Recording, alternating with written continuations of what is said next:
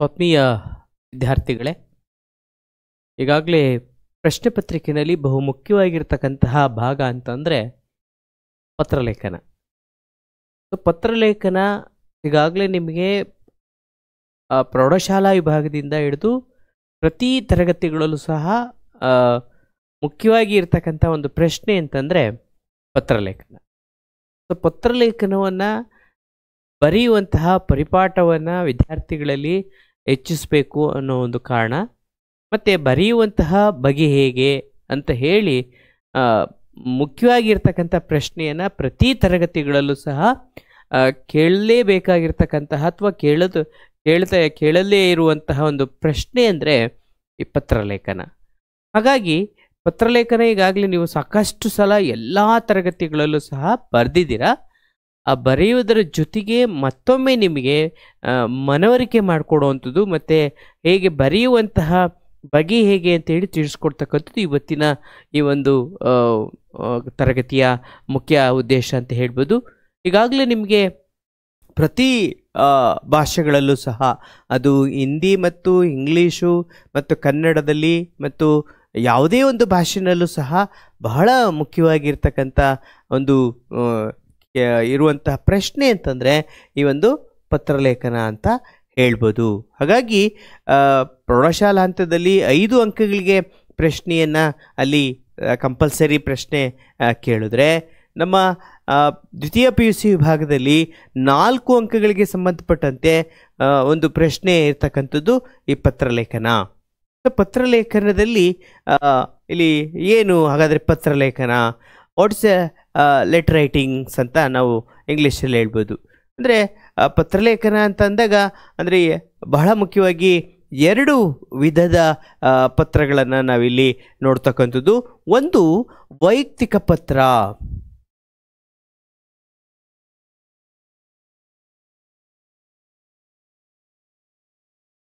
ವೈಯಕ್ತಿಕ ಪತ್ರ. ಎರಡನೇದು ವ್ಯಾವಹಾರಿಕ ಪತ್ರ.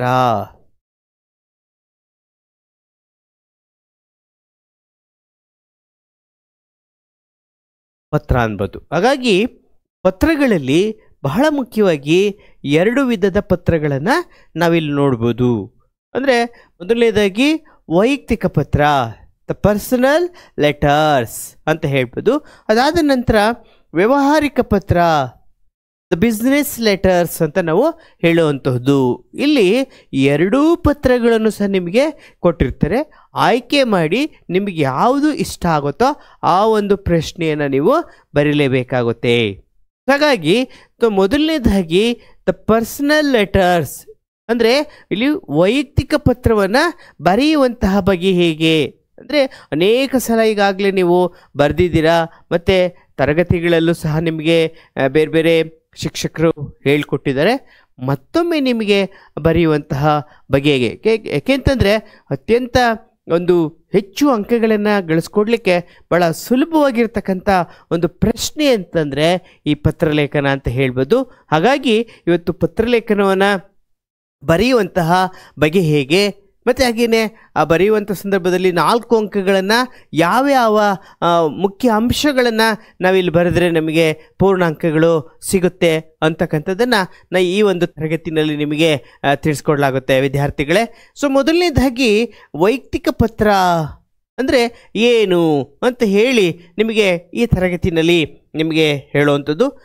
ವೈಯಕ್ತಿಕ ಪತ್ರ ಅಂತಂದರೆ ವೈಯಕ್ತಿಕವಾಗಿ ನಮ್ಮ ನೆರೆಹೊರೆಯಲ್ಲಿರ್ತಕ್ಕಂತಹ, ಅದು ಗೆಳೆಯರಿಗಾಗಿರ್ಬೋದು, ಗೆಳತಿಗಾಗಿರ್ಬೋದು, ತಂದೆಗಾಗಿರ್ಬೋದು, ತಾಯಿಗಾಗಿರ್ಬೋದು, ಅಥವಾ ಈ ಥರದ ಒಂದಷ್ಟು ನಮ್ಮ ಸುತ್ತಮುತ್ತ ಇರತಕ್ಕಂತಹ ಸಮಾಜದ ಒಳಗಡೆ ಇರತಕ್ಕಂತಹ ವ್ಯಕ್ತಿಗಳಿಗೆ ನಮ್ಮ ಕೆಲವೊಂದು ವಿಷಯವನ್ನು ಕೊಟ್ಬಿಟ್ಟು ಅದ್ರ ಬಗ್ಗೆ ಬರೆಯುವಂತಹ ಬಗೆ ಹೇಗೆ ಅಂತ ಹೇಳಿ ನಿಮಗೆ ಈ ಸಲ ಏನು ಮಾಡಿದರೆ ಭಾಳ ವಿನೂತನವಾಗಿರ್ತಕ್ಕಂಥ ರೀತಿಯಲ್ಲಿ ಇಲ್ಲಿವರೆಗೆ ಏನು ಮಾಡ್ತಾಯಿದ್ರು ಅಂತಂದರೆ, ಅಲ್ಲಿ ಯಾವುದೇ ಒಂದು ಸ್ಥಳವನ್ನು ಅಂದರೆ ಇಟ್ ಮೀನ್ಸ್ ಅನ್ವಯ ಮಾಡೋದ್ರ ಮುಖಾಂತರ ಇವತ್ತು ಪ್ರಶ್ನೆಯನ್ನು ಒಂದು ಸ್ವಲ್ಪ ಏನು ಮಾಡಿದರೆ, ಇಲ್ಲಿ ಬೇರೆ ಮಾದರಿಯ ಪ್ರಶ್ನೆಗಳನ್ನು ನೀವು ಒಂದು ರೀತಿಯಲ್ಲಿ ಪತ್ರಲೇಖನವನ್ನು ಬರೆಯುವಂತಹ ಬಗೆಯನ್ನು ನಿಮಗೆ ಪರಿಪಾಠವನ್ನು ಈ ಒಂದು ವಿಶೇಷವಾಗಿರ್ತಕ್ಕಂಥ ಹೊಸ ಮಾದರಿಯ ಪ್ರಶ್ನೆ ಪತ್ರಿಕೆಗಳಲ್ಲಿ ಕೇಳಿದರೆ ಆ ಒಂದು ಆಧಾರದ ಮೇಲೆ ವೈಯಕ್ತಿಕ ಪತ್ರವನ್ನು ಬರೆಯುವಂಥದ್ದು ಹೇಗೆ ಅಂತ ಹೇಳಿ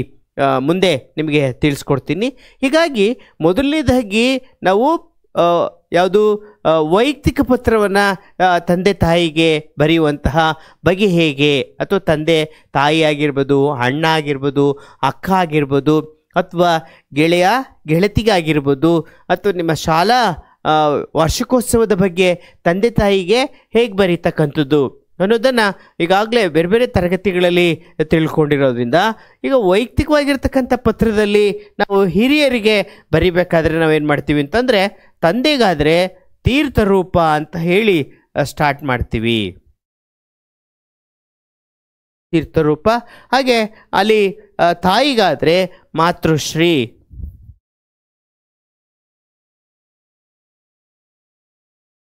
ಮಾತೃಶ್ರೀ ಅಂತ ಹೇಳಿ ಪ್ರಾರಂಭ ಮಾಡ್ತೀವಿ.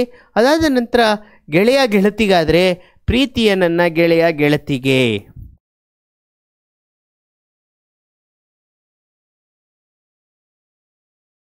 ಪ್ರೀತಿಯ ನನ್ನ ಗೆಳೆಯ ಗೆಳತಿಗೆ.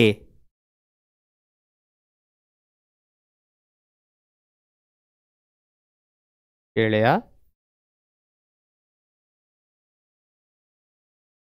ಗೆಳತಿಗೆ.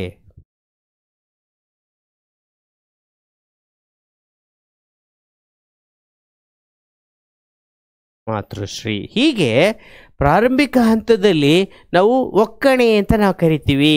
ಪ್ರಾರಂಭಿಕ ಹಂತದಲ್ಲಿ ಬರೆಯುವಂತಹ ಬಗೆ ಹೇಗೆ ಅಂತಂದರೆ, ಅದ್ರ ಜೊತೆಗೆ ಇಲ್ಲಿ ಏನು ಮಾಡ್ತೀವಿ ಅಂತಂದರೆ, ಮೊದಲನೇದಾಗಿ ಕ್ಷೇಮ, ಶ್ರೀ,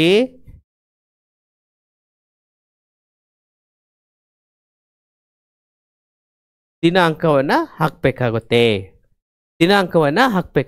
ಮೊದಲನೇದಾಗಿ ವೈಯಕ್ತಿಕ ಪತ್ರವನ್ನು ಬರೆಯುವಂಥ ಸಂದರ್ಭದಲ್ಲಿ ಕ್ಷೇಮ, ಶ್ರೀ, ದಿನಾಂಕ, ನೀವು ಯಾವ ದಿನಾಂಕವನ್ನು ಹಾಕಬೇಕು. ಅದಾದ ನಂತರ ಯಾರಿಗೆ ನಿಮಗೆ ಮೇಲ್ಗಡೆ ಪ್ರಶ್ನೆಯನ್ನು ಕೇಳಿದರೆ, ತಂದೆ ಕೇಳಿದಾರಾ, ತಾಯಿ ಕೇಳಿದಾರಾ, ಗೆಳೆಯರಿಗೆ ಕೇಳಿದಾರಾ, ಗೆಳತಿಗೆ ಕೇಳಿದಾರಾ ಅಂತ ಬರೆಯುವಂತಹ ಮುನ್ನ ನೀವು ಈ ಒಂದು ಒಕ್ಕಣೆಯನ್ನು ಬರೆಯೋದ್ರ ಮುಖಾಂತರ ಪ್ರಾರಂಭ ಮಾಡಬೇಕಾಗುತ್ತೆ. ತೀರ್ಥರೂಪ ಒಂದು ತಂದೆ ತಾಯಿಗೆ ನಿಮ್ಮ ಮಗ ಅಥವಾ ಮಗಳು ಮಾಡುವಂತಹ ಶಿರಸಾಷ್ಟಾಂಗ ನಮಸ್ಕಾರಗಳು. ಹಾಗಾಗಿ ಅಥವಾ ನಿನ್ನ ಪ್ರೀತಿಯ ಗೆಳೆಯ ಗೆಳತಿಗೆ ಒಂದು ಮಾಡುವ ಆಶೀರ್ವಾದಗಳು ಅಥವಾ ಧನ್ಯವಾದಗಳು, ಅಥವಾ ಮಾತೃಶ್ರೀ ಆದಂತಹ ನನ್ನ ಪ್ರೀತಿಯ ತಾಯಿಗೆ ನಿಮ್ಮ ಮಗಳು ಮಾಡುವಂತಹ ನಮಸ್ಕಾರಗಳು ಅಂತ ಹೇಳಿ ನೀವು ಒಂದು ಇದನ್ನು ಬರಿಬೇಕಾಗುತ್ತೆ. ಏನು ಟಾಪಿಕನ್ನು ಏನು ಕೊಟ್ಟಿರ್ತಾರೆ ಅನ್ನೋದನ್ನು ನೀವು ಗಮನದಲ್ಲಿ ಇಟ್ಕೊಂಡು ಈ ಮೊದಲಿಗೆ ಏನಂತ ಕರಿತೀವಿ, ಇವುಗಳನ್ನು ಬರದೆ ಪ್ರಾರಂಭ ಮಾಡಬೇಕಾಗುತ್ತೆ. ಹಾಗಾಗಿ ಇವು ಬಹಳ ಬಹಳ ಮುಖ್ಯ. ಯಾಕೆಂದರೆ 4 ಅಂಕಗಳಿರೋದ್ರಿಂದ ನೀವು ಬರೆದಿರುವಂತಹ ಬಗೆ ಹೇಗೆ ಅಥವಾ ಬರೆಯುವಂತಹ ಶೈಲಿ ಹೇಗಿದೆ ನೋಡುವಂಥದ್ದು. ಆನಂತರ ಕೊನೆಯ ಅಥವಾ ಹಿಂದಿನ ವಿಡಿಯೋದಲ್ಲಿ ಕೇಳಿದ್ರ, ಇಲ್ಲಿ ಪ್ರಶ್ನೆಗಳನ್ನು ಅಥವಾ ನೀವು ಬರೆಯುವಂಥ ಸಂದರ್ಭದಲ್ಲಿ ಏನಾದರೂ ಸಹ ಅಕ್ಷರಗಳು ಏನಾದರೂ ತಪ್ಪಿತ್ತು ಅಂತಂದರೆ ಅದಕ್ಕೂ ಸಹ ಮಾರ್ಕ್ಸನ್ನು ಕಟ್ ಮಾಡ್ತಾರೆ. ಏಕೆಂತಂದರೆ ನಿಮ್ಮ ಬರವಣಿಗೆಯ ಶೈಲಿ ಅಥವಾ ಕಾಗುಣಿತ ದೋಷವಿತ್ತು ಅಂತಂದರೆ ಖಂಡಿತ ಅಂಕಗಳನ್ನು ಕಡಿತಗೊಳಿಸುವಂತಹ ಸಾಧ್ಯತೆ ಇರೋದ್ರಿಂದ ನೀವು ಮನೆಯಲ್ಲಿ ಓನ್ ಇವ್ಯಾಲ್ಯೂಯೇಷನ್ಸ್ ಅಥವಾ ಬರೆದು ಪ್ರಾಕ್ಟೀಸ್ ಮಾಡಿದ್ರೆ ಉತ್ತಮ ಅಂಕಗಳನ್ನು ಗಳಿಸ್ಕೊಡ್ಲಿಕ್ಕೆ ಸಾಧ್ಯ ಇರುತ್ತೆ ಅಂತ ಹೇಳ್ಬೋದು. ಹೀಗಾಗಿ ಇದು ಪ್ರಾರಂಭ ಆದ ನಂತರ ಮಧ್ಯದಲ್ಲಿ ನಿಮಗೆ ಏನು ವಿಷಯ ಕೊಟ್ಟಿರ್ತಾರೆ ಅಥವಾ ಶಾಲಾ ವಾರ್ಷಿಕೋತ್ಸವದ ಬಗ್ಗೆ ಏನು ಕೇಳಿರ್ತಾರೋ ಅದನ್ನು ನೀವು ಅಲ್ಲಿ ಒಳಗಡೆ ಶಾಲಾ ವಾರ್ಷಿಕೋತ್ಸವ ಸಂದರ್ಭದಲ್ಲಿ ಏನೇನು ಕಾರ್ಯಕ್ರಮಗಳನ್ನು ಮಾಡಿದ್ರು ಅಥವಾ ಪರೀಕ್ಷಾ ವಿಷಯಕ್ಕೆ ಸಂಬಂಧಪಟ್ಟಂತೆ ಏನಾದರೂ ಕೇಳಿದರೆ ಹೇಗೆ ನೀವು 2024 ಮತ್ತು 25ನೇ ಸಾಲಿನ ಪರೀಕ್ಷೆಗೆ ಸಿದ್ಧತೆಯನ್ನು ಮಾಡಿಕೊಂಡ್ರಾ ಅಂತ ಹೇಳಿ ತಮ್ಮದೇ ಆಗಿರತಕ್ಕಂಥ ರೀತಿಯಲ್ಲಿ ಹಾಗಂತ ಹೇಳಿಬಿಟ್ಟು ಪುಟಗಟ್ಟಲೆ ಬರೆಯುವಂಥದ್ದಲ್ಲ, ಸ್ವಲ್ಪ ಇತಿಮಿತಿನಲ್ಲಿ ಪತ್ರಲೇಖನವನ್ನು ಬರಿಬೇಕಾಗುತ್ತೆ. ಅದಾದ ನಂತರ ನಿಮಗೆ ಇಲ್ಲಿ ಇವರಿಗೆ ಅಂತ ಹೇಳಿ ಯಾವ ಅಡ್ರೆಸ್ ಕೊಟ್ಟಿರ್ತಾರೆ ಅದನ್ನು ಬರಿಬೇಕಾಗುತ್ತೆ. ಈಗ ಮುಂದೆ ಬರುವಂತಹ ಈಗಾಗಲೇ ಪೂರ್ವಸಿದ್ಧತಾ ಪರೀಕ್ಷೆಯಲ್ಲಿ ಏನು ಮಾಡಿದ್ದಾರೆ, ಸೊ ಈ ಥರದ ಅಂತಂದರೆ ಆಲ್ರೆಡಿ ಅವರೇ ಒಂದು ಊರನ್ನು ಮತ್ತು ಆ ಒಂದು ಹೆಸರನ್ನು ನಿಮಗೆ ಕೊಟ್ಟಿರ್ತಾರೆ. ಒಂದು ಊರು, ನೀವು ದಾವಣಗೆರೆಯ ಬಾಪೂಜಿ ಪ್ರೌಢಶಾಲೆಯಲ್ಲಿ ಅಥವಾ ಬಾಪೂಜಿ ಪದವಿ ಪೂರ್ವ ಕಾಲೇಜಿನಲ್ಲಿ ಓದುತ್ತಿರುವ ವಿದ್ಯಾರ್ಥಿ ಎಂದು ಭಾವಿಸಿಕೊಂಡು ಅಂತ ಹೇಳಿಬಿಟ್ಟಿರ್ತಾರೆ. ಇದು ಗಮನದಲ್ಲಿಟ್ಕೊಂಡು ನಿಧಾನಕ್ಕೆ, ಏಕೆಂದರೆ ನೀವು ಬೇರೆ ಬೇರೆ ಪ್ರದೇಶದಲ್ಲಿ ಇರ್ಬೋದು, ಆದರೆ ಅದು ಆ ರೀತಿ ಕೇಳೋದಿಲ್ಲ. ಎಷ್ಟರ ಮಟ್ಟಿಗೆ ಅಪ್ಲಿಕೇಶನ್ಸ್ ಮಾಡಿಕೊಂಡು ಲೆಟರ್ ರೈಟಿಂಗ್ ಬರೀತಾರೆ ಅನ್ನೋದನ್ನು ಪರೀಕ್ಷೆ ಮಾಡಲಿಕ್ಕೋಸ್ಕರ ನಿಮ್ಮ ಬೌದ್ಧಿಕ ಜ್ಞಾನ ಮಟ್ಟವನ್ನು ಹೇಗೆ ತಿಳ್ಕೊಂಡಿದ್ದಾರೆ ಅನ್ನೋ ಕಾರಣಕ್ಕೋಸ್ಕರ ನೀವು ಯಾವುದೇ ಊರಿನವರಾಗಿರ್ಬೋದು, ಆದರೆ ಅಲ್ಲಿ ಏನು ಮಾಡಿದ್ದಾರೆ, ಅವರೇ ನಿಮಗೆ ಒಂದು ಫ್ರಮ್ ಅಡ್ರೆಸ್ ಮತ್ತು ಟ್ರೂ ಅಡ್ರೆಸ್ಸನ್ನು ಕೊಟ್ಟಿರ್ತಾರೆ. ಬಹಳ ನಿಧಾನವಾಗಿ ಯೋಚನೆ ಮಾಡಿ ಬರೀಬೇಕಾಗುತ್ತೆ. ನಿಮ್ಮ ಸ್ನೇಹಿತ ಬಿಜಾಪುರದಲ್ಲಿ ಯಾವುದೋ ಶಾಲೆಯಲ್ಲಿ ಓದ್ತಾ ಇದ್ದಾನೆ, ಅಥವಾ ನಿಮ್ಮ ಅಮ್ಮ ಅಪ್ಪ ಬಿಜಾಪುರದಲ್ಲಿ ಇದ್ದಾರೆ ಅಂತ ಭಾವಿಸ್ಕೊಂಡು ಅಂತ ಕೇಳ್ತಾರೆ. ಹಾಗಾಗಿ ಫ್ರಮ್ ಅಡ್ರೆಸ್ ಯಾವ್ದು ಬರೀಬೇಕು, ಟೂ ಅಡ್ರೆಸ್ ಯಾವುದನ್ನು ಬರೀಬೇಕು ಅಂತ ಹೇಳಿ ನಿಧಾನಕ್ಕೆ ಯೋಚನೆಯನ್ನು ಮಾಡಿ ಫ್ರಮ್ ಮತ್ತು ಟೂ ಅಡ್ರೆಸ್ಸನ್ನು ಬಹಳ ಗಮನ ಇಟ್ಟು ಬರಿಬೇಕಾಗುತ್ತೆ. ಇದು ಅಂಕಗಳನ್ನು ಗಳಿಸ್ಕೊಡ್ಲಿಕ್ಕೆ ಬೇಕಾಗಿರ್ತಕ್ಕಂಥ ಒಂದು ಗಮನಾರ್ಹ ಅಂಶ. ಅದಾದ ನಂತರ ಇಂತಿ ತಮ್ಮ ವಿಶ್ವಾಸಿ, ಇಂತಿ ತಮ್ಮ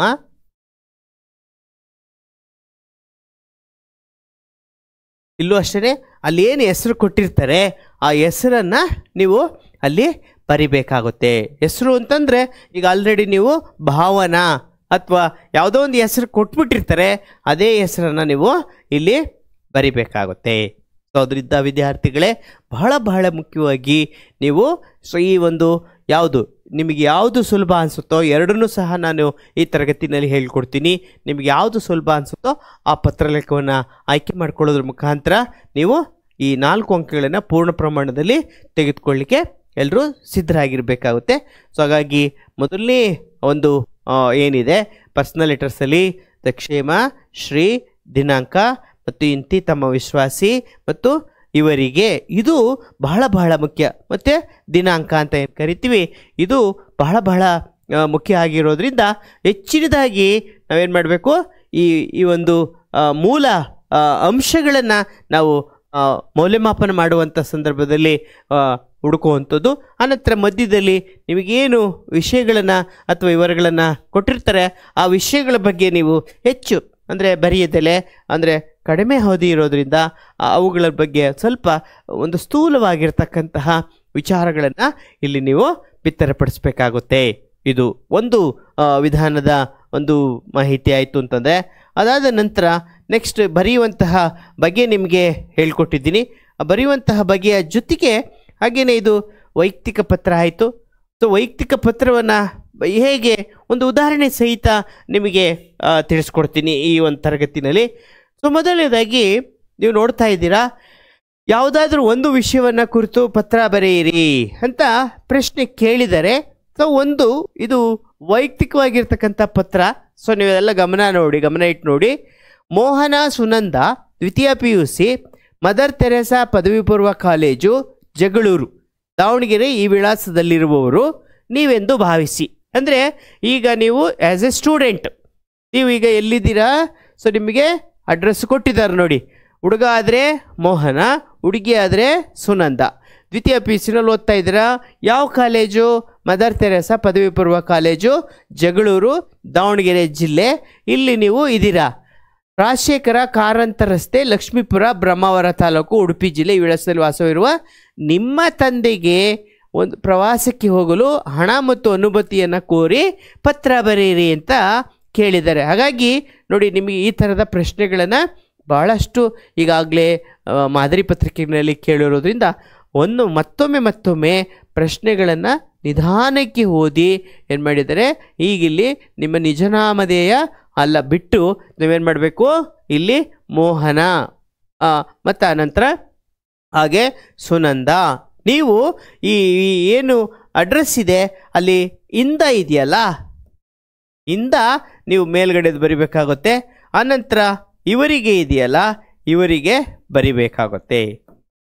ಹೀಗಾಗಿ ಇಂದ ಕೆಳಗಡೆ ಏನಿದೆ, ನಿಮ್ಮ ತಂದೆಯವರೀಗ ಎಲ್ಲಿದ್ದಾರೆ? ಸೊ ಈ ಒಂದು ಗಮನಿಸಬೇಕಾಗುತ್ತೆ ನೀವು. ಸೊ ಇಲ್ಲಿ ರಾಜಶೇಖರ ಕಾರಂತ ರಸ್ತೆ, ಸೊ ಇಲ್ಲಿ ರಾಜಶೇಖರ ಕಾರಂತ ರಸ್ತೆ, ಲಕ್ಷ್ಮೀಪುರ, ಬ್ರಹ್ಮಾವರ ತಾಲೂಕ್, ಉಡುಪಿ ಜಿಲ್ಲೆಯಲ್ಲಿ ನಿಮ್ಮ ತಂದೆ ವಾಸವಾಗಿದ್ದಾರೆ. ಅವರಿಗೆ ನೀವೆಲ್ಲಿದ್ದೀರ ಈಗ? ಮದರ್ ತೆರೇಸಾ ಪದವಿ ಪೂರ್ವ ಕಾಲೇಜಿನಲ್ಲಿ ಓದ್ತಾ ಇದ್ದೀರಾ. ಜಗಳೂರು ತಾಲೂಕಿದೆ, ದಾವಣಗೆರೆ ಡಿಸ್ಟಿಕ್ಕು, ಇಲ್ಲಿ ಓದ್ತಾ ಇದ್ದೀರಾ. ಯಾವುದೋ ಒಂದು ರೆಸಿಡೆನ್ಷಿಯಲ್ ಕಾಲೇಜು ಅಥವಾ ರೂಮ್ ಮಾಡ್ಕೊಂಡೆ ಓದ್ಬೋದು. ನೀವು ಅಲ್ಲಿದ್ದೀರಾ ಅಂತ ಭಾವಿಸ್ಕೊಂಡು ಸೊ ಏನಕ್ಕೋಸ್ಕರ ಕೇಳಿದರೆ, ನೀವು ಶೈಕ್ಷಣಿಕ ಕಾಲೇಜಿನ ಶೈಕ್ಷಣಿಕ ಪ್ರವಾಸಕ್ಕೆ ಹೋಗಲಿಕ್ಕೆ ಸೊ ಹಾಗೆ ಆ ಹಣವನ್ನು ಮತ್ತು ಅನುಮತಿಯನ್ನು ಕೋರಿ ಪತ್ರ ಬರೀರಿ ಅಂತ ಒಂದು ಪ್ರಶ್ನೆಯನ್ನು ಕೇಳಿದ್ದಾರೆ. ಈಗಾಗಲೇ ಹೇಳಿರೋಗೆ ತಂದೆಗೆ ಆಗಿರೋದ್ರಿಂದ, ನಾನು ಆಗಲೇ ನಿಮಗೆ ಹೇಳಿಕೊಟ್ಟಿರೋದ್ರಿಂದ, ತೀರ್ಥರೂಪ ಸಮಾನರಾದಂತಹ ಅಥವಾ ತೀರ್ಥರೂಪರಾದಂತಹ ತಂದೆಗೆ ನಿಮ್ಮ ಮಗ ಮಾಡುವಂತಹ ನಮಸ್ಕಾರಗಳು. ನಾನು ಇಲ್ಲಿ ಕ್ಷೇಮವಾಗಿದ್ದೇನೆ, ನಿಮ್ಮಗಳ ಕ್ಷೇಮಕ್ಕೆ ಕಾಗದ ಬರೆಯಿರಿ. ಈ ಕಾಗದ ಬರೆದ ಕಾರಣವೇನೆಂದರೆ, ನಮ್ಮ ಕಾಲೇಜಿನಿಂದ ದಿನಾಂಕ ಯಾವುದೋ ಒಂದು ಡೇಟ್ ಹಾಕಿ ಅಲ್ಲಿ ಸ್ವಲ್ಪ ಪ್ರವಾಸವನ್ನು ಹೋಗ್ತಾ ಇದ್ದೀವಿ, ಹೆಸರುಗಳನ್ನು ಸಹ ಬರೀರಿ, ಕೆಲವೊಂದು ಶೈಕ್ಷಣಿಕ ಸ್ಥಳಗಳನ್ನು ಸಹ ಬರೀಬೋದು. ಅನಂತರ ಅದನ್ನು ನಾನು ಆಗಲೇ ಹೇಳಿದ್ದೀನಿ, ಇತಿಮಿತಿನಲ್ಲಿ ಕೆಲವೊಂದು ಶೈಕ್ಷಣಿಕ ಸ್ಥಳಗಳನ್ನು ಬರೆಯೋದ್ರ ಮುಖಾಂತರ ನಾನು ನನ್ನ ಸ್ನೇಹಿತರೆಲ್ಲರೂ ಸಹ ಹೋಗ್ತಾ ಇದ್ದೀವಿ. ಹಾಗಾಗಿ ನನಗೂ ಹೋಗಲಿಕ್ಕೆ ತುಂಬ ಇಷ್ಟ ಇರೋದರಿಂದ ನನಗೆ ಅನುಮತಿಯನ್ನು ಕೊಡಿ, ಮತ್ತು ಹಾಗೆಯೇ ಈ ಪ್ರವಾಸಕ್ಕೆ ಹೋಗಲು ಒಂದು 5,000 ರೂಪಾಯಿಯನ್ನು ಹಣವನ್ನು ನನಗೆ ಕಳಿಸ್ಕೊಡಿ ಅಂತ ಹೇಳಿ ಈ ಕೆಳಗಡೆ ಏನು ವಿಷಯ ಇರುತ್ತೆ ಅಲ್ಲಿ ಬರಿಬೇಕಾಗುತ್ತೆ. ಕೆಳಗಡೆ ಬರೆದ ಆದಮೇಲೆ ಸೊ ನಿಮ್ಮದು ಇಂದ ಅಂತ ಹೇಳಿ ಬರೀರಿ ಲಾಸ್ಟಲ್ಲಿ. ಆನಂತರ ಇವರಿಗೆ ಅಂತ ಹೇಳಿ ಅಡ್ರೆಸ್ಸು ಬೇಕಲ್ವಾ, ಅಡ್ರೆಸ್ ಬರೀರಿ. ಆನಂತರ ದಿನಾಂಕವನ್ನು ಹಾಕಿ. ಅದಾದ ನಂತರ ನಿಮಗೆ ಹೇಳಿಕೊಟ್ಟಿರೋ ಹಾಗೆ ಇಂತಿ ತಮ್ಮ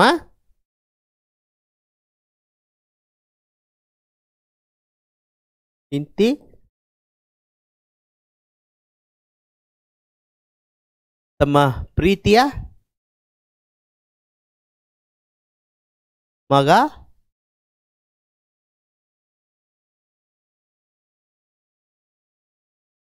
ಮತ್ತೊಮ್ಮೆ ಬರ್ತೀನಿ.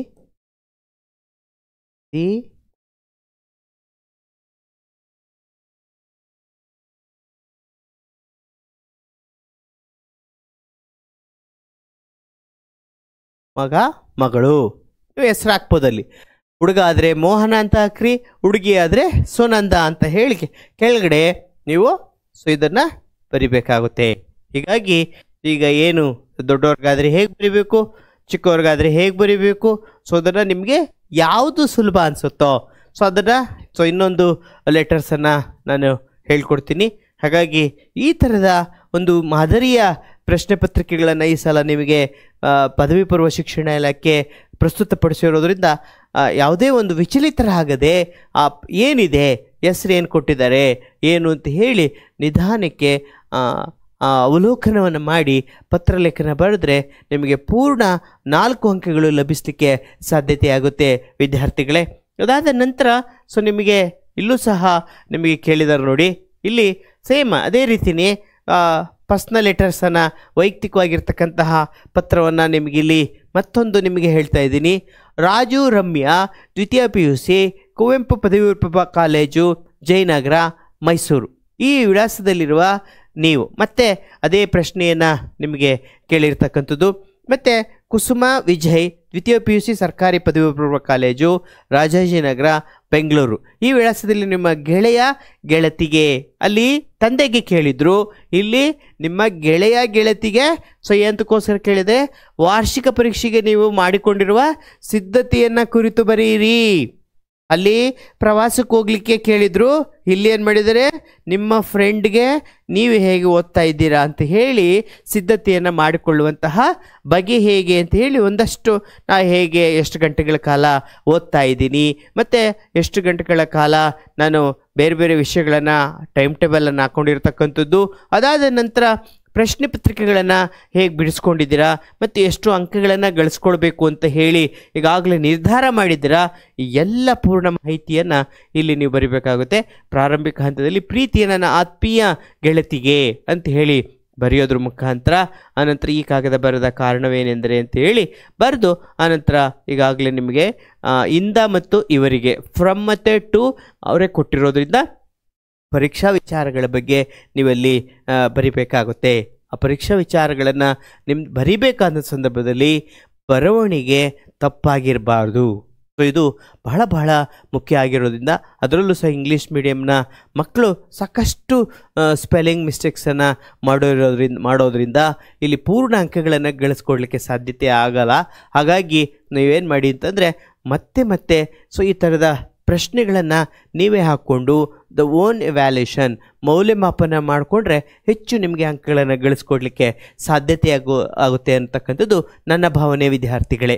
ಹೀಗಾಗಿ ಈ ಥರದ ಒಂದಷ್ಟು ನಿಮಗೆ ಮಾದರಿಯ 2 ಪತ್ರಗಳನ್ನು ನಿಮಗೆ ಹೇಳಿರುವಂಥದ್ದು, ಅದು ಗೆಳೆಯ ಆಗಿರ್ಬೋದು, ಗೆಳತಿಗಾಗಿರ್ಬೋದು, ತಂದೆಗಾಗಿರ್ಬೋದು, ತಾಯಿಯಾಗಿರ್ಬೋದು, ಅಥವಾ ಚಿಕ್ಕಮ್ಮ ಆಗಿರ್ಬೋದು, ಅಕ್ಕನಿಗಾಗಿರ್ಬೋದು, ಯಾವುದೇ ಪತ್ರ ಕೊಟ್ಟರೂ ಸಹ ನೀವು ಬರೆಯುವಂತಹ ಒಂದು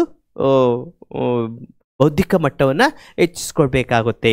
ಇದು ವೈಯಕ್ತಿಕ ಪತ್ರವನ್ನು ಹೇಗೆ ನೀವು ಬರೆಯುವಂತಹ ಬಗೆ ಅಂತ ಅಂದರೆ, ಅದಾದ ನಂತರ ಮತ್ತೊಂದು ಬಗೆಯ ಒಂದು ಪತ್ರವನ್ನು ನಿಮಗೆ ಹೇಳ್ಕೊಡ್ತೀನಿ. ನಿಮಗೆ ಯಾವುದು ಸುಲಭ ಅನಿಸುತ್ತೋ ಆ ಪತ್ರವನ್ನು ಆಯ್ಕೆ ಮಾಡ್ಕೊಳ್ಳೋದ್ರ ಮುಖಾಂತರ ಈ 4 ಅಂಕಗಳನ್ನು ಗಳಿಸ್ಕೊಡ್ತಕ್ಕಂಥದ್ದು ತುಂಬ ಸುಲಭ. ಹಾಗಾಗಿ ನೀವೆಲ್ಲರೂ ಸಹ ಆ ಬಾಡಿ ಆಫ್ ದ ಲೆಟರ್ಸ್, ಆ ಮುಖ್ಯ ಅಂಶಗಳನ್ನು ಗಮನದಲ್ಲಿಟ್ಕೊಂಡು ಪತ್ರವನ್ನು ಬರಿಬೇಕಾಗುತ್ತೆ ವಿದ್ಯಾರ್ಥಿಗಳೇ. ಸೊ ಮುಂದಿನ ಒಂದು ಪತ್ರ ಏನಿದೆ, ಸೊ ಇಲ್ಲಿ ನಾನು ಆಗಲೇ ಹೇಳಿರೋ ಹಾಗೆ there are so 2 types of letter writings. The ಒಂದು business letters and the another one is ಅಲ್ಲಿ ಪರ್ಸ್ನಲ್ ಲೆಟರ್ಸ್. ಸೊ ಹಾಗಾಗಿ ಇದು ಮುಖ್ಯವಾಗಿ ಏನು ಅಂತಂದರೆ ವ್ಯಾವಹಾರಿಕ ಪತ್ರ ಅಂತ ಹೇಳ್ತೀವಿ. ಅಂದರೆ ಬಿಸ್ನೆಸ್ ಲೆಟರ್ಸ್ ಅಂತ ನಾವು ಕರಿತೀವಿ. ಸೊ ಇದು ಸಹ ನಿಮಗೆ ಆಪ್ಷನ್ಸನ್ನು ಕೊಟ್ಟಿದ್ದಾರೆ. ಅಲ್ಲಿ 2 ಮಾದರಿಯ ಪ್ರಶ್ನೆಗಳನ್ನು ನಿಮಗೆ ಅಂದರೆ 2 ಬಗೆಯ ಪತ್ರಗಳನ್ನು ಕೊಟ್ಟಿರ್ತಾರೆ. ನಿಮ್ಗೆ ಯಾವುದು ಸುಲಭ ಅನಿಸುತ್ತೋ ಅದನ್ನು ಆಯ್ಕೆ ಮಾಡ್ಕೊಳ್ತಕ್ಕಂಥದ್ದು.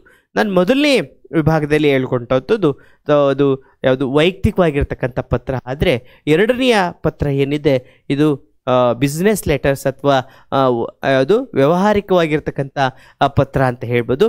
ಹಾಗಾಗಿ ಆ ಪತ್ರಕ್ಕೂ ಮತ್ತು ಈ ಪತ್ರಕ್ಕೂ ಭಾಳ ಒಂದಷ್ಟು ಯಾವುದರಲ್ಲಿ ಏನು ಬಾಡಿ ಆಫ್ ದ ಲೆಟರ್ಸ್ ಅಂತ ನಾವು ಕರಿತೀವಿ, ಅದರ ಕೆಲವೊಂದು ಅಂಶಗಳಲ್ಲಿ ಬದಲಾವಣೆ ಅಂತ ನಾವು ಕಾಣ್ತಕ್ಕಂಥದ್ದು. ಸೊ ಮೊದಲನೇದಾಗಿ ಈಗಾಗಲೇ ನೀವೆಲ್ಲರೂ ಸಹ ಲೀವ್ ಲೆಟರ್ಸ್ ಅಂತ ನಾವು ಕರಿತೀವಿ. ಅದರ ನಿಮ್ಮ ಕಾಲೇಜಿಗೆ ಇವತ್ತು ಹೋಗ್ಲಿಕ್ಕೆ ಆಗದಲ್ಲೇ ಇರೋವಂಥ ಸಂದರ್ಭದಲ್ಲಿ ನಾವು ಲೀವ್ ಲೆಟರ್ಸನ್ನು ಕೊಡಬೇಕಾಗುತ್ತೆ.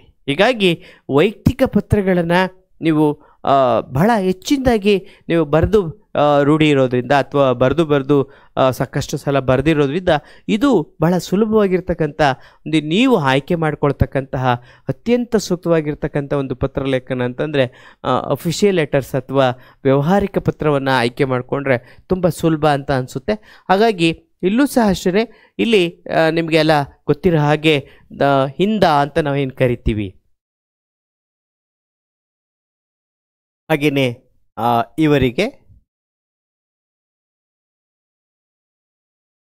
ಅನಂತರ ಈ ಭಾಗದಲ್ಲಿ ನಿಮಗೆ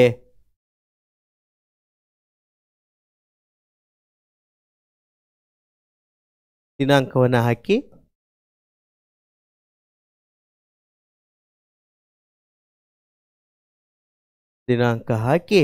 ಅನಂತರ ಸೊ ಇಲ್ಲಿ ಏನು ಫ್ರಮ್ ಇರುತ್ತೆ ಅದನ್ನು ನೀವು ಅಲ್ಲಿ ಬರೀರಿ. ಒಂದು ಉದಾಹರಣೆ ಇಲ್ಲಿ ಕೊಟ್ಟಿದ್ದಾರೆ ನೋಡಿ. ಗಂಗಾ ಭೀಮೇಶ ದ್ವಿತೀಯ PUC Abdul Kalam PU college Aland Kalaburagi ಜಿಲ್ಲೆ. ಈ ವಿಳಾಸದಲ್ಲಿ ಇದ್ದೀರಾ ಎಂದು ಭಾವಿಸಿ ನಿಮ್ಮ ಕಾಲೇಜಿನ ಪ್ರಾಂಶುಪಾಲರಿಗೆ ಅಂಕಪಟ್ಟಿ ಮತ್ತು ವರ್ಗಾವಣಾ ಪತ್ರ ಕೋರಿ ಪತ್ರ ಬರೆಯಿರಿ ಅಂತ ಹೇಳಿದ್ದಾರೆ. ಹಾಗಾಗಿ ನೀವು ಈಗ ಈ ವಿಳಾಸದಲ್ಲಿರುವವರು ನೀವೆಂದು ತಿಳಿಸಿ. ಸೊ ಯಾವ ಕಾಲೇಜ್ಗೆ? ಅಬ್ದುಲ್ ಕಲಾಂ PU ಕಾಲೇಜ್ಗೆ. ಈಗ ನೀವು ಇಂದ ಎಲ್ಲಿ ಬರಬೇಕು? ಹುಡುಗ ಆದರೆ ಗಂಗಾ, ಸೊ ಎಲ್ಲಿ ಯಾವ ಆಳಂದ ಕಲಬುರಗಿ ಜಿಲ್ಲೆ ಅಂತ ಹೇಳಿ ನಿಮ್ಮ ಹೆಸರು ಬರೆದು, ಆನಂತರ ಇವರಿಗೆ ಅಂದರೆ ಯಾವ ಇದಕ್ಕೆ ಅಬ್ದುಲ್ ಕಲಾಂ PU ಕಾಲೇಜ್ ಪ್ರಾಂಶುಪಾಲರಿಗೆ ಅಂತ ನೀವು ಬರಿಬೇಕಾಗುತ್ತೆ. ಅಲ್ಲಿ ಪ್ರಾಂಶುಪಾಲರಿಗೆ, ಯಾಕೆಂದರೆ ಬಹಳ ಕಾಲೇಜಿನ ಮುಖ್ಯಸ್ಥರು ಅವರೇ ಆಗಿರೋದ್ರಿಂದ ಪ್ರಾಂಶುಪಾಲರಿಗೆ Abdul Kalam PU college, Abdul Kalam PU college, ಈಗ ಅಲ್ಲೇ ಓದ್ತಾ ಇರೋದ್ರಿಂದ ಆಳಂದ, ಹಾಗೆ ಗುಲ್ಬರ್ಗ ಅಥವಾ ಕಲಬುರ್ಗಿ ಜಿಲ್ಲೆ.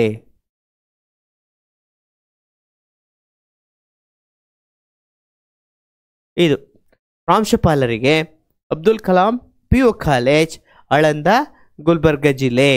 ನೀವು ಇಂದ ಅಲ್ಲಿ ಭೀಮೇಶ ದ್ವಿತೀಯ PUC ವಿದ್ಯಾರ್ಥಿ ಮತ್ತು ಆಳಂದ ಕಲಬುರ್ಗಿ ಜಿಲ್ಲೆ ಅಂತ ಹೇಳಿ ನೀವು ಇಂದ ಬರೆದ್ರೆ ಇವರಿಗೆ ನೀವು ಪ್ರಾಂಶುಪಾಲರಿಗೆ ಅಡ್ರೆಸ್ ಮಾಡಬೇಕಾಗುತ್ತೆ. ಆನಂತರ ಇನ್ನು ಡೇಟಲ್ಲಿ ಆಗಿದೆ, ಆನಂತರ ಇಲ್ಲಿ ಮಾನ್ಯರೇ ಇಂಗ್ಲೀಷಲ್ಲಿ ಸಲ್ ಅಂತ ಹೇಳ, ಆನಂತರ ಇಲ್ಲಿ ಸಬ್ಜೆಕ್ಟ್ ವಿಷಯ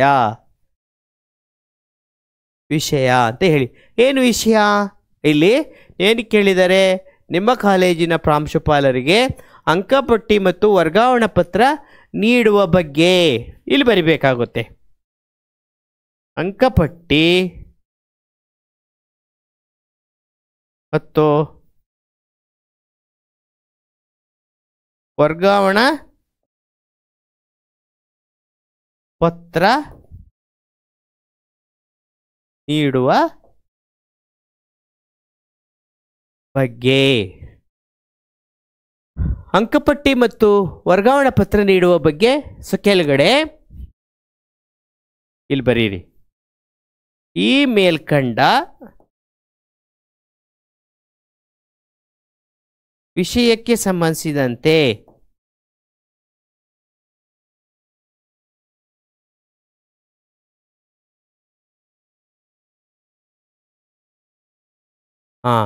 ಇಲ್ಲಿ ಬಹಳ ಮುಖ್ಯ. ಈ ಮೇಲ್ಕಂಡ ವಿಷಯಕ್ಕೆ ಸಂಬಂಧಿಸಿದಂತೆ ನಾನು 2024 ಮತ್ತು 25ನೇ ಸಾಲಿನಲ್ಲಿ ನಡೆದಂತಹ ವಾರ್ಷಿಕ ಪರೀಕ್ಷೆಯಲ್ಲಿ ಉತ್ತೀರ್ಣನಾಗಿರುತ್ತೇನೆ. ಮುಂದಕ್ಕೆ ಬರ್ಕೋಬೇಕು. ಉತ್ತೀರ್ಣನಾಗಿರುತ್ತೇನೆ. ಹಾಗಾಗಿ ನನ್ನ ಮುಂದಿನ ಶಿಕ್ಷಣವನ್ನು ಮುಂದುವರಿಸುವಂತಹ ಸಲುವಾಗಿ ತಾವುಗಳು ನನಗೆ ಅಂಕಪಟ್ಟಿ ಮತ್ತು ವರ್ಗಾವಣಾ ಪತ್ರವನ್ನು ನೀಡಬೇಕೆಂದು ಈ ಮೂಲಕ ಕೋರುತ್ತೇನೆ ಅಂತ ಹೇಳಿ ಬರೆದು ಸೊ ಏನು ಮಾಡಬೇಕಾಗುತ್ತೆ ನೀವು, ಅಥವಾ ಸೆಕ್ಷನ್ ಇದ್ದರೆ ಸೆಕ್ಷನ್ನು, ಅಥವಾ ವಿಜ್ಞಾನ ವಿಭಾಗ ಇದ್ದರೆ ವಿಜ್ಞಾನ ವಿಭಾಗ, ಕಲಾ ವಿಭಾಗ ಇದ್ದರೆ ಕಲಾ ವಿಭಾಗ, ಅಥವಾ ವಾಣಿಜ್ಯ ವಿಭಾಗದಲ್ಲಿ ಅಥವಾ ವಾಣಿಜ್ಯ ವಿಭಾಗ, ಅಥವಾ PCMBನೋ PCMCನೋ PCMEನೋ HEBನೋ ಈ ಥರದ ವಿಭಾಗಗಳನ್ನು ನೀವು ಹೇಳ್ಬೇಕಾರೆ ಈ ಥರ ನಾನು ವಿದ್ಯಾರ್ಥಿಯಾಗಿದ್ದೇನೆ, ನಾನು ಉತ್ತೀರ್ಣನಾಗಿರುತ್ತೇನೆ, ನನಗೆ ಅಂಕಪಟ್ಟಿ ಮತ್ತು ಹಾಗೆಯೇ ಆ ಒಂದು ವರ್ಗಾವಣಾ ಪತ್ರವನ್ನು ತಾವುಗಳು ನೀಡಬೇಕೆಂದು ಈ ಮೂಲಕ ಕೋರುತ್ತೇನೆ ಅಂತ ಹೇಳಿ ಬರೆದಾದ್ಮೇಲೆ ಇಂತಿ ತಮ್ಮ ವಿದ್ಯಾರ್ಥಿ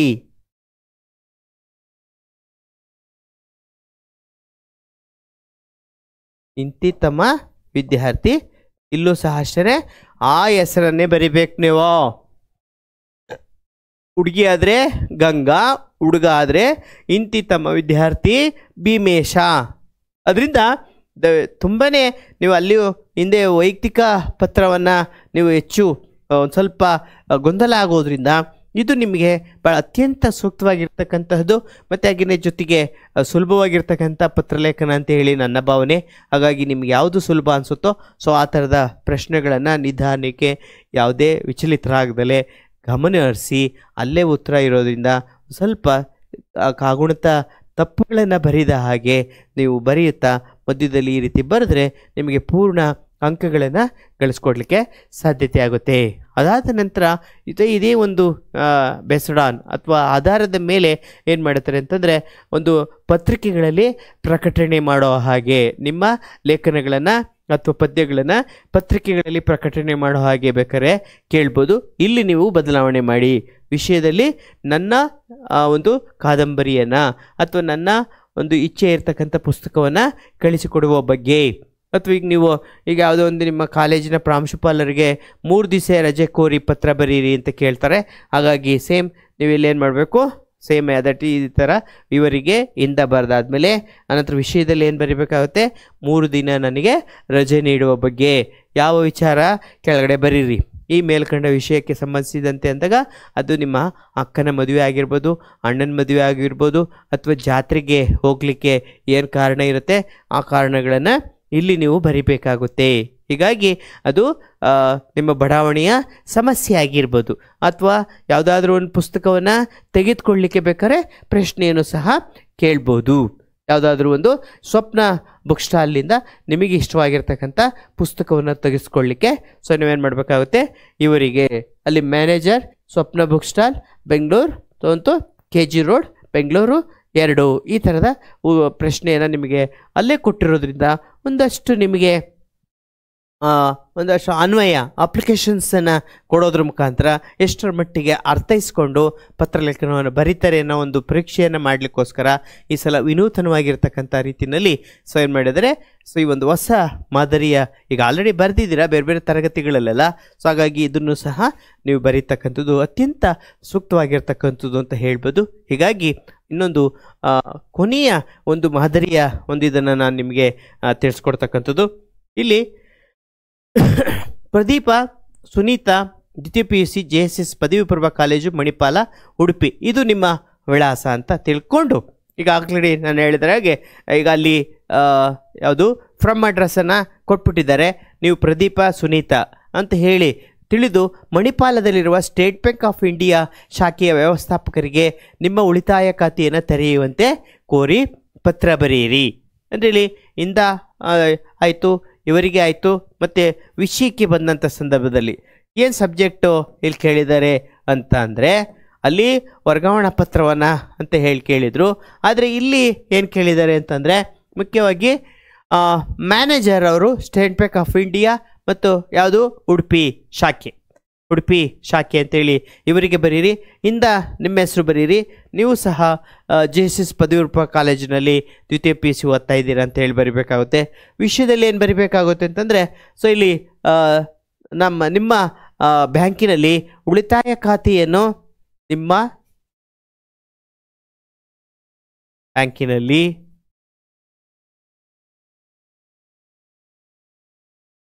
ಉಳಿತಾಯ ಖಾತೆಯನ್ನು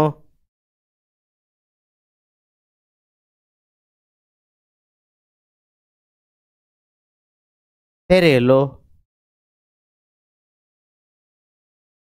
ಅನುಮತಿ ನೀಡುವ ಬಗ್ಗೆ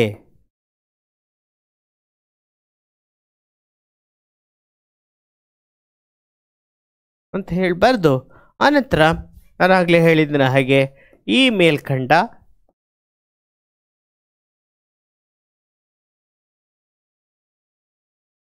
ವಿಷಯಕ್ಕೆ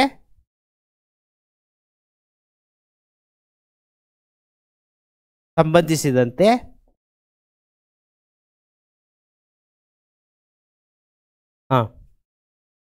ಈ ಮೇಲ್ಕಂಡ ವಿಷಯಕ್ಕೆ ಸಂಬಂಧಿಸಿದಂತೆ ನಾನು JSS ಪದವಿ ಪೂರ್ವ ಕಾಲೇಜು ಮಣಿಪಾಲ ಇದರಲ್ಲಿ ದ್ವಿತೀಯ PUCನಲ್ಲಿ ಓದ್ತಾ ಇದ್ದೇನೆ.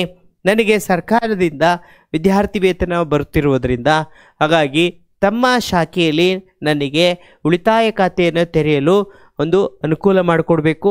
ಹಾಗಾಗಿ ನಾನು ಮುಂದಿನ ಭವಿಷ್ಯದಲ್ಲೂ ಸಹ ಒಂದು ಉತ್ತಮ ನೌಕರಿಯನ್ನು ಪಡೆಯುವುದರಿಂದ ಮತ್ತು ನನ್ನ ಬರುವಂತಹ ವೇತನವನ್ನು ಸಹ ತಮ್ಮ ಬ್ಯಾಂಕಿನಲ್ಲೇ ನಾನು ಉಳಿತಾಯ ಮಾಡುವಂಥ ಉದ್ದೇಶ ಹೊಂದಿರೋದ್ರಿಂದ ತಾವುಗಳು ನನಗೆ ನಿಮ್ಮ ಬ್ಯಾಂಕಿನಲ್ಲಿ ನನಗೆ ಒಂದು ಉಳಿತಾಯ ಖಾತೆಯನ್ನು ಮಾಡಲಿಕ್ಕೆ ಅವಕಾಶ ಮಾಡಿಕೊಡ್ತೀರಾ ಅಂತ ಹೇಳಿ ಭಾವಿಸ್ತೀನಿ ಅಂತ ಹೇಳಿ ನೀವು ಒಳಗಡೆ ಬರಿಬೇಕಾಗುತ್ತೆ.